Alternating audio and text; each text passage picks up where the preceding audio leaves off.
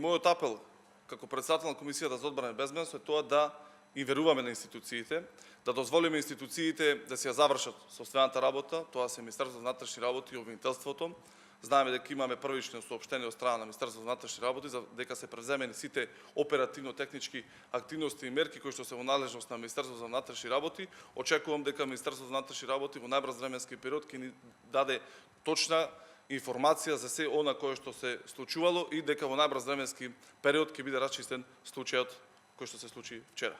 Задоволен сте вие од работата на Спасовски? Јас како председател на Комисијата за одбрана и безбедност сум задоволен од работата на министерот Оливер Спасовски и тоа се покажало и докажало дека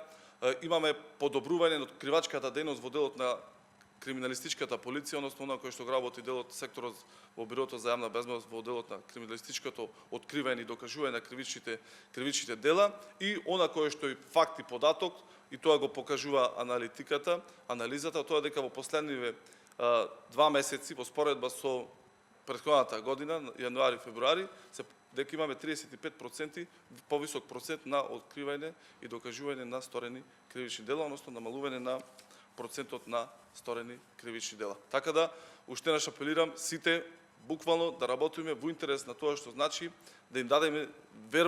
доверба на институциите да се ја завршат собствената работа со оглед на тоа дека безбедноста и сето она кое што се случува не треба да има никаков политички момент.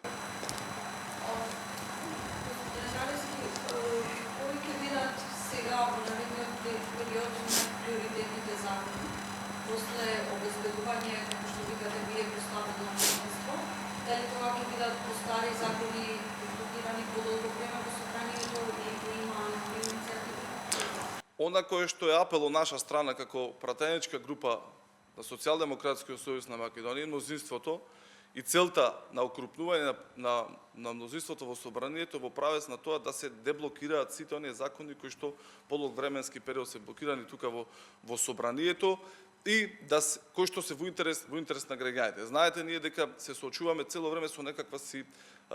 кризна состојба која што, да бидеме реални, не е само на подрачјето на Република Македонија, туку и општо и глобално гледам дека имаме почетно првично здравствена криза, па енергетска и така натаму. Многу е битно, а тоа е најнеопходно да работи собранието во полна пареја и сите оние закони кои што досега не се донесени да се донесат, но и оние закони кои што очекуваме да бидат доставени до собранието со цел да им се подобри животот на граѓаните. И за тоа цел сме ние тука како политичари. За откривување колку е реално да се збори за тоа, ако ги земеме во предвид оние превирања кај вашиот коалициски партнер Груеве, вчера повторно имаше некои измени во границите кои што излегаа во медиумите, како коментирате тоа, а и во пресвет на уставните измени за кои што колку се зборува? Она кое што можем да кажем во моментот тоа е дека дефинитивно е така и се покажа и согласањето дека е окрупнето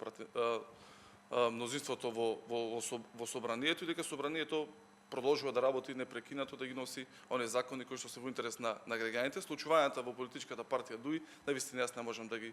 коментирам. Она кое што е факт во моментот тоа е дека составот на мнозинството брои 65 пратеници.